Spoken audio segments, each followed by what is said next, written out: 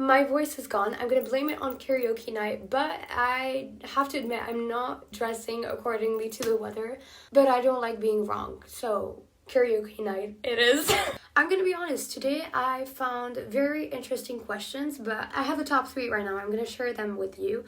You can tell me what you think about them, or if you want me to respond to the 2 others in another video. But I kind of, not that I restrained myself from going with one rather than the other, but I kind of just started to think about the response in my head, and I was like, I might be too vulnerable like on the internet to fully give my response and back up my claims and all that. But if you're really interested in knowing what I have to say about it, you can always let me know. Either way, this is a place full of love and grace and growth, so there's nothing to be not necessarily ashamed about, but you know, sometimes you need to put light onto topics that are less digestible in order to help other people. So anyways, I keep honestly changing my mind on which question I should pick, but I think I'm decided. Okay, I'm gonna read them anyways. So the one that we're gonna respond to today is, what does it mean to raise a soul, not just a body? But the 2 others were, how does your power change when you stop outsourcing your sense of safety and worth? Which is kind of related to one of my past videos, in my opinion. And the other one, what blocks or fears often prevent people from fully offering love to the world? This is the one I thought I would have picked for today, but you know what? I want to do something else. So again, I'm rereading the one that we're going to respond to today. What does it mean to raise a soul, not just a body? You know, when I first read this question, I don't know how you pictured it in your head, because raising a soul and not just a body could automatically mean yourself. I mean, you do need to take care of yourself to survive, really. But in my head, it was more of a mother-daughter dynamic, which I find even more wholesome, not just because of the motherlyhood aspect of it, but because this dynamic is always filled with a sense of dignity and pride and graceful love that forever prospers, no matter the conditions, the circumstances, or the emotions that might be still piling up from the past. It is something that is unconditional and often grieving, I want to say, because a lot of times you need to do a lot of sacrifices for your son or your daughter or children in some sort that are not necessarily biologically yours, but that in the heart are. And so I think that was a really wholesome way to interpret it. But anyways, let's actually respond to the question. Following up with that point that I just made, I'm going to be developing my answers on this mother-daughter dynamic, because again, raising a soul, you could match it only to yourself, but we often forget to I don't want to say necessarily raise ourselves, but nourish ourselves and make ourselves prosper into something more divine, because we kind of just take care of ourselves in a way that is more level surface, in a way that is more related to the fact that we need nourishment. So I'm gonna go eat, I'm gonna cook for myself so I can eat dinner, and I need to exercise a bit to like keep in shape, and I need to keep my hygiene up. We kind of think of it this way when it comes to us, but whenever we think of this sort of question with the connection and the relationship of someone else, we think of something much more wide, because obviously a relationship of the sort, not that it's necessarily more deep, because the deepest thing you can find is within yourself, but because it is not a mirror, it is easier to see it for something greater, because the mirror only reflects what you want to make it reflect. So if you're not working on yourself, then the mirror is gonna show you shit. I'm sorry to say it like that, but really that's how it is.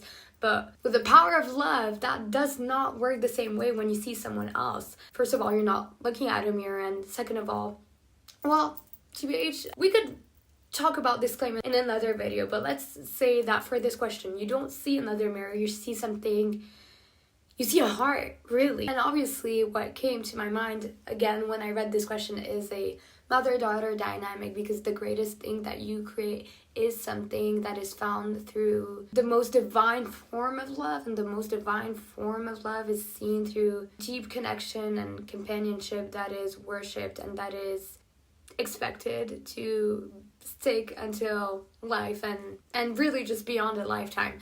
So it's the creation of something that is founded with the most earnest, genuine, graceful, loving, deep type of desire, let's say. Because it is, at the end of the day, that is what it comes back to. I mean, creating and giving birth. And I'm saying creating, I'm making a child and birthing and all that. Look, I'm not even a mother to be responding to this question, but I'm speaking with my heart, and my heart, I feel like, knows so much more than I would actually realize because of how deeply connected and rooted it is to faith. So I'm someone who's been really just born with faith, and I feel like this type of love for a greater power kind of lets you unravel the secrets of life without really knowing it. I'm not trying to give myself a good speech or whatever, but I'm just telling you, I'm speaking with the heart. What does raising a soul entail? I feel like raising a soul entails surrendering it to something that is greater, something that is higher, something that is deeply rooted to unconditional love, and something that is genuine and caring, and that is able to shift a mind to something that is more conscious and a body to something that is firmful. If you think about it, you could disagree with me, but whatever. If you think about it, a mind that is not fully conscious yet is a mind that is considered in our society divine. A child, you see it as something angelic, as something divine, as a grace of God, as something of the sort. Now, why do we perceive those young human beings? They remain human beings, but why do we perceive them through that lens? Because their minds are intertwined with something that is not fully detached to faith and to a higher knowing.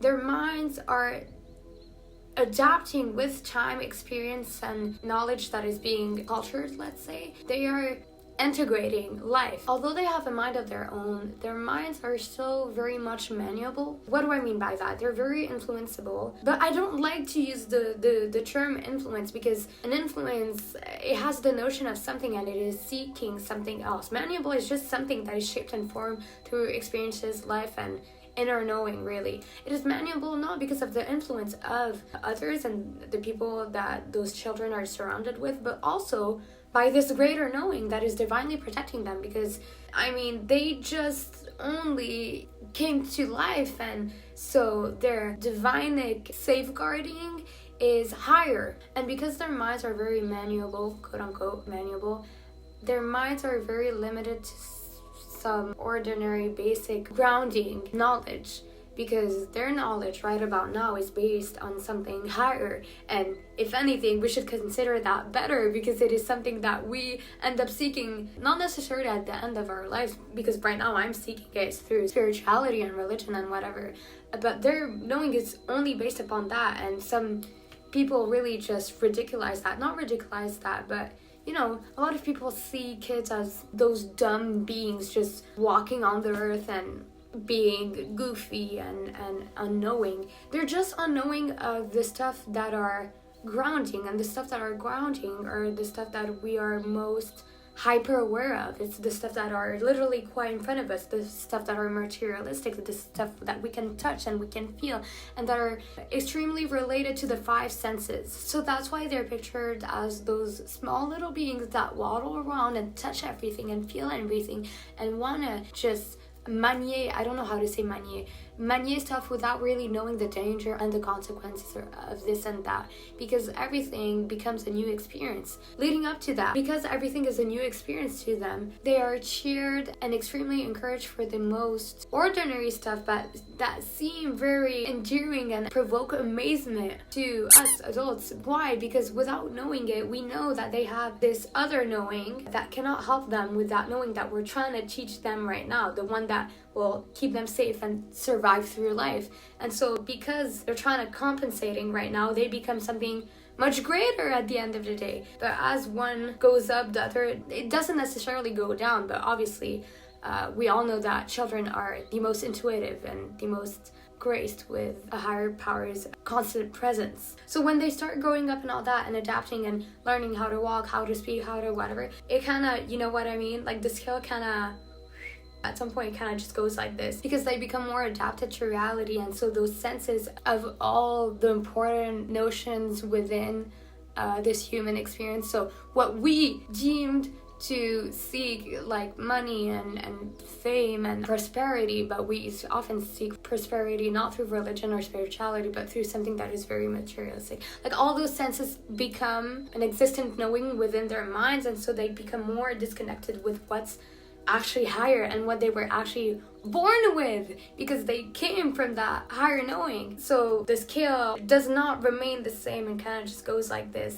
and they become like us, like adults, and just stressful little beings that seek, I don't know, I'm not going to respond to everyone for what everyone on this earth is seeking, but a lot of them are just seeking like a meaning of life, but then they go around and seek stuff that are not even interceptable to a higher divinic, can you say divinic? A higher, greater presence or a higher place. So through the young age of being a toddler, they kind of waddle through life, and all you can really teach them is senses, is something that's gonna protect them and something that is going to nurture them and feed them to grow a greater knowing towards life. That's what raising a soul and not a body is. It's something that is more profound and something that is more, I want to say, like, pulls you back to earth. It really just like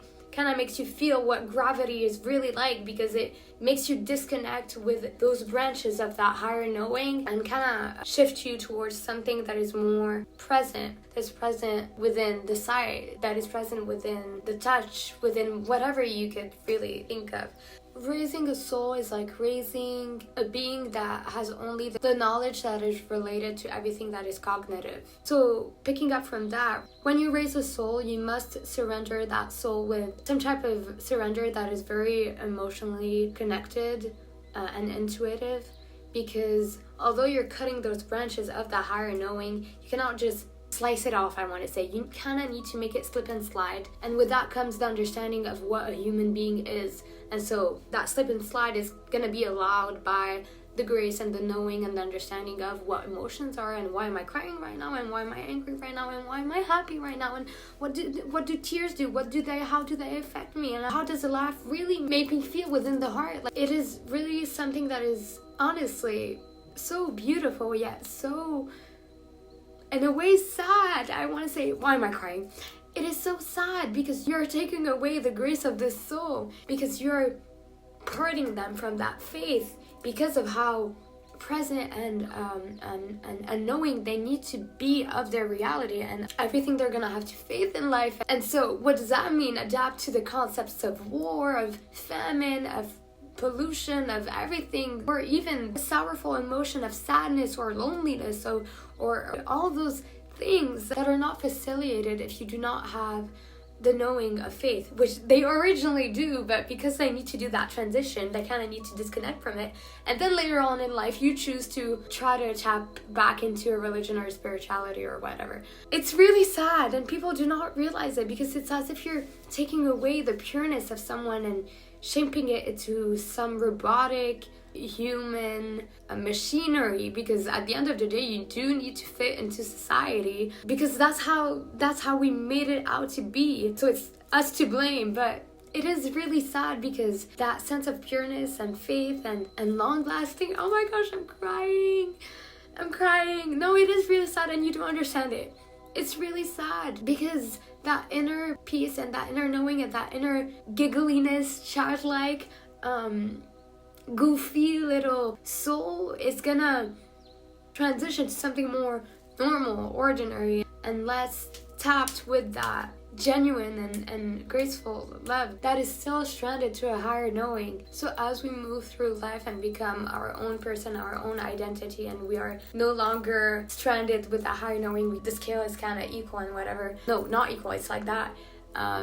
We end up seeking that same thing we were born with, which is that higher faith and that inner peace, and that, because inner peace also comes with a very childish, giggly little presence, aura, energy, everything you want it to be, because it is something very pure.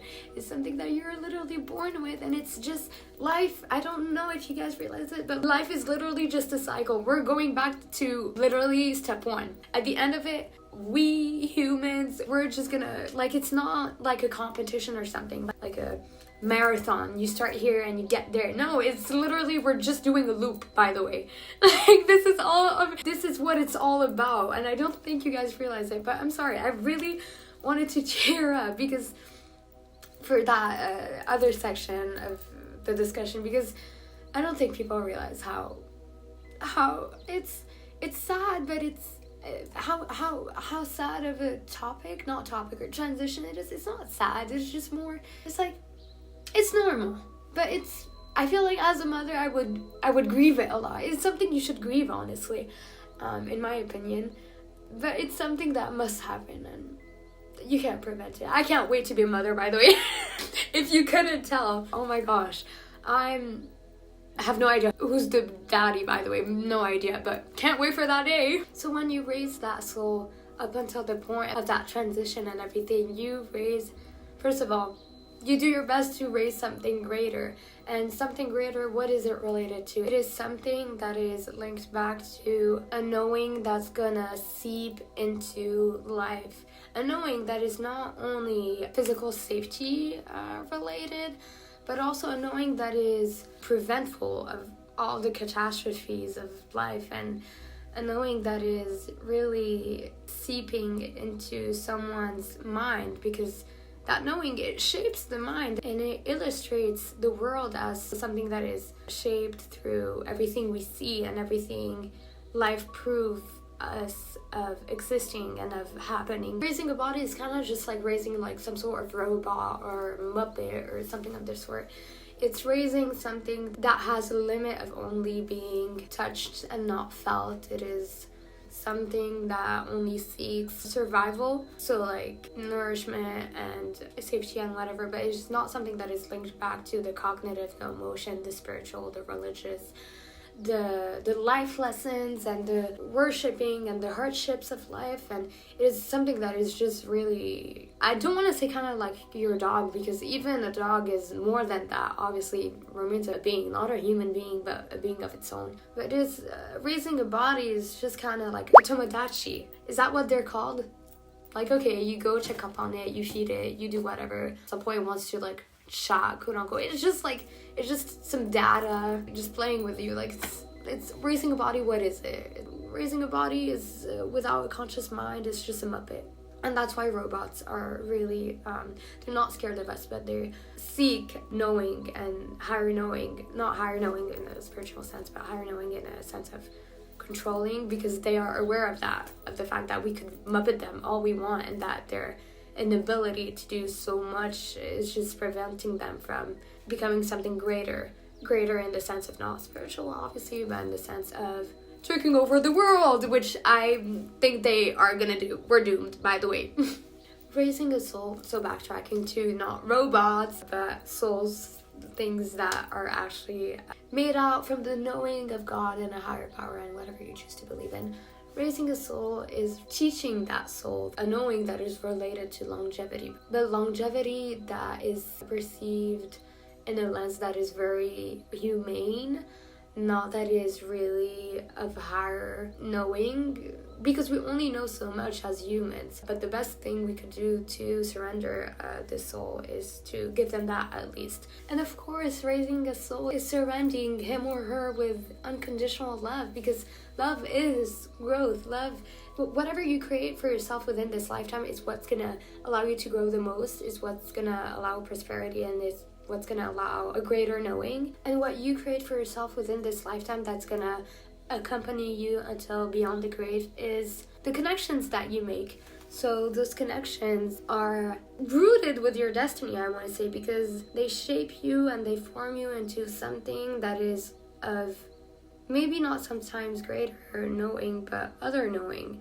A knowing that is different, a knowing that is supposed to make you shift through different perspectives, a knowing that is deemed to put you through hardships, of course, but that is also deemed to make the best come out of you. Something that is worth worshipping, a version of yourself that is deemed to know better and that is deemed to be able to go further through life and whatever situation or experience is deemed to come along your path and forever cause your stability to shake a little, because that's what the human experience is all about. Woohoo! So that's what raising a soul entails. And raising a soul also entails creating something greater for yourself, like as, let's say, the mother. Because yes, we are really focused on the topic of what the soul is going to become and how we raise it and what it entails and all that. But it's also, this soul, don't forget, it has connections and all that, which means that it's going to affect whatever is already created and existent within his or her lifetime. So it shapeshifts also the universe, because the solemn knowledge of its existence, of its presence, is a sign of movement, is a sign of turbulation in some way, is a sign of something that is deemed to be greater, because you just existing is quite literally a miracle. What's beautiful about this is that there's this notion of caring for the soul and raising it and whatever, but we can only do so much for it to evolve the way raising someone or raising a soul entails. I think it is quite beautiful to think of the soul as something that has no limits, something that has no expression up until the point that you decide to make it become something greater.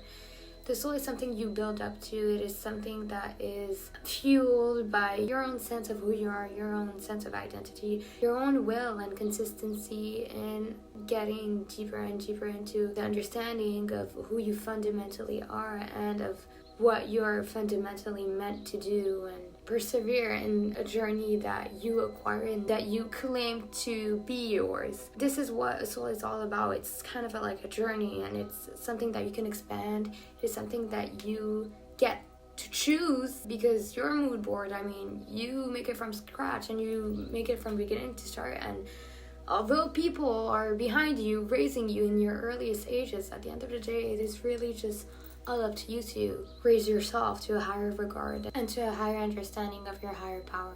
What's really beautiful about all this is that your soul is your creation. Your soul is not, yes, it is entitled to some type of destiny, to some type of fate, some type of desire coming from your higher power, because obviously it only wants the best for you. But at the end of the day, as I always say, life builds you into becoming someone. It shapes your perspective upon things. It shapes your mindset. It shapes everything that can revolve the intellect and the mind and the interpretation of things, subjects, whatever. But you get to either limit yourself or choose to become limitless. So it is really a beautiful thing to find peace, reassurance, and understanding in the beautiful magic that comes behind intellect and better knowing and everything that regards the higher understanding, the religious, spiritual matters, or whatever you choose to believe in. Because at the end of the day, your soul is just an entity that correlates to you, your values, your principles, and what you stand for.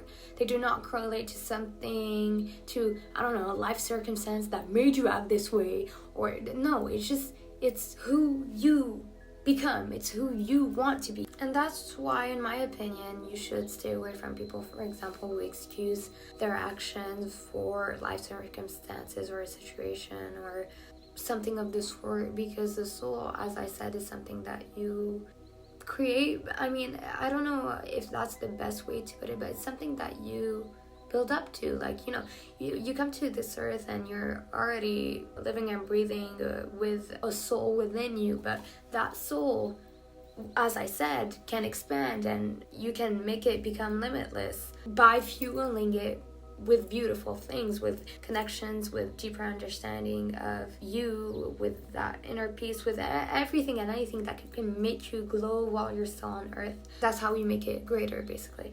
And so that's why you should never really excuse too much while you're on this earth, because the people who are gonna blame actions and their lack of principles on useless matters, really, they do not really seek that deeper meaning, that deeper understanding, and their character is based on something very influenceable, something that is very not stable, something that is really like watery but in a messy way, not in a good way, liquidy, like spilling everywhere. Like this is how I imagine it. So you don't know which way it's gonna go, and you don't know how it's gonna go, and you don't know if one day that liquid is gonna spill on a cable and electrify your life, and then who are you gonna blame then?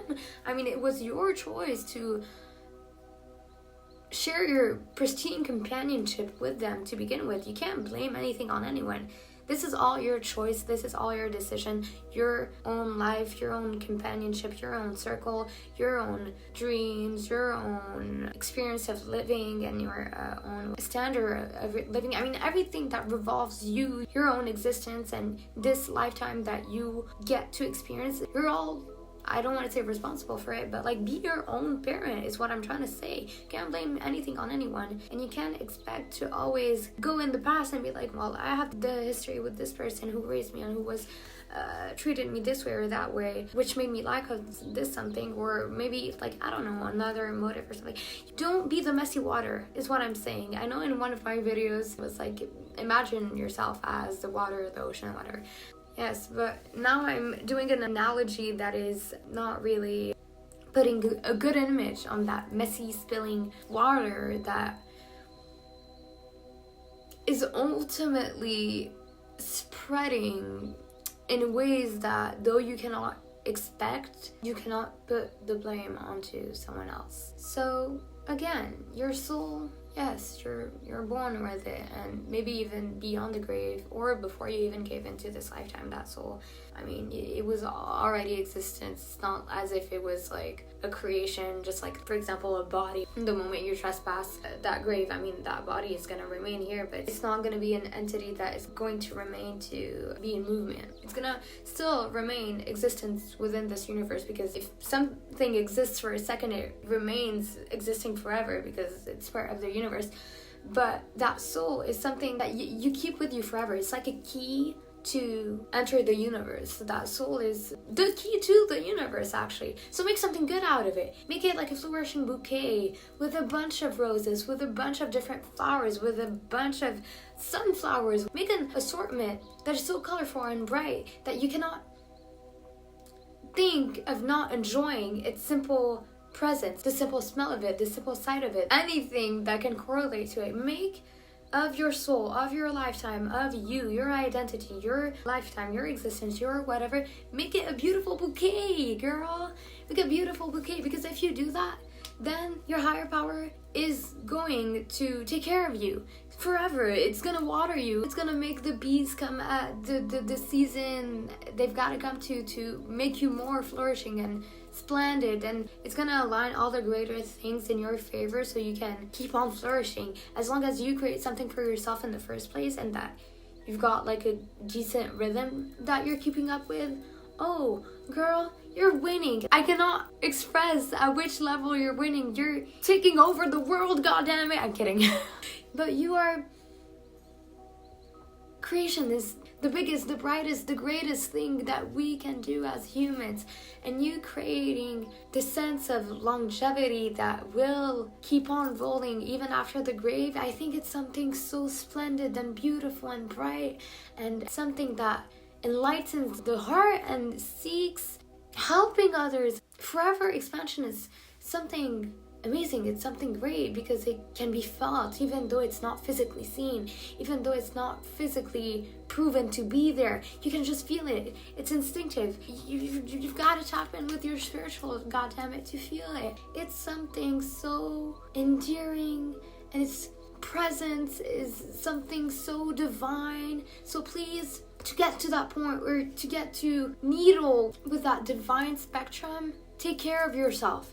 Take care of yourself, because you won't get there if that act of service that you need to implement within your life, because everything that you give to the universe you get back, if it is not there, then you will not allow yourself to get to something even higher, because you can always go beyond, just beyond actually. You can always go further into things. Just please nourish yourself, take care of yourself, create something for yourself that you crave, that you need, that you desire, that you want, that you seek, that makes your heart flourish.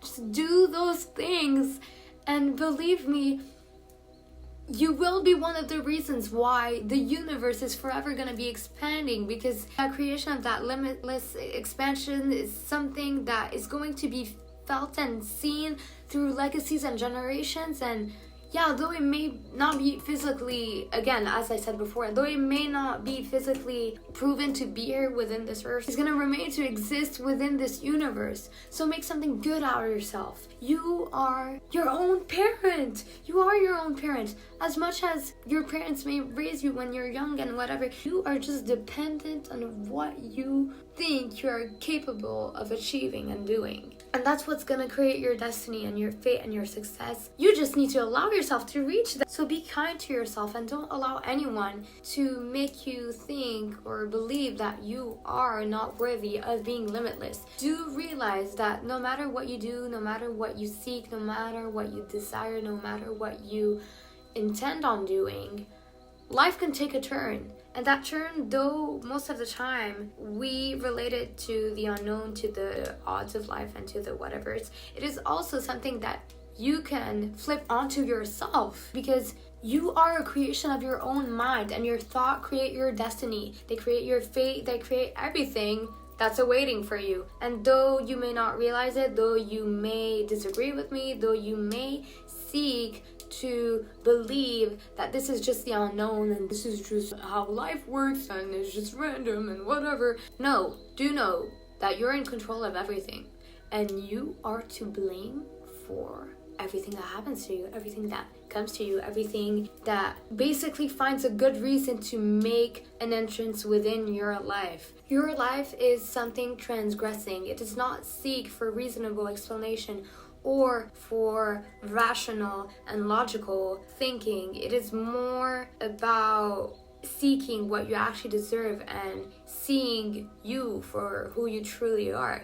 So again, everything you put to the universe, you get it back. This question was related to how it is raised and all that, but do know that beyond the confines of a caretaker, there is something much more scary, and that is you.